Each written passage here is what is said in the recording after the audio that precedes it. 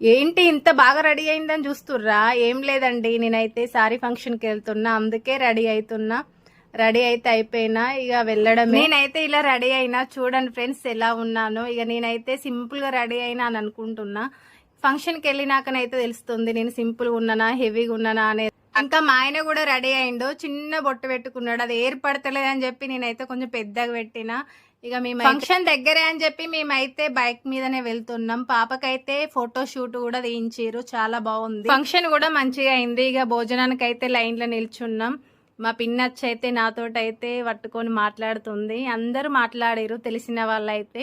నాకైతే మస్తు హ్యాపీగా అనిపించింది. అక్కడ మా సబ్స్క్రైబర్లు కూడా కలిసిరు. మీ వీడియోస్ చాలా బాగుంటాయి, మంచిగా ఉంటాయిరా అని చెప్పి కూడా అన్నారు చాలా మంది.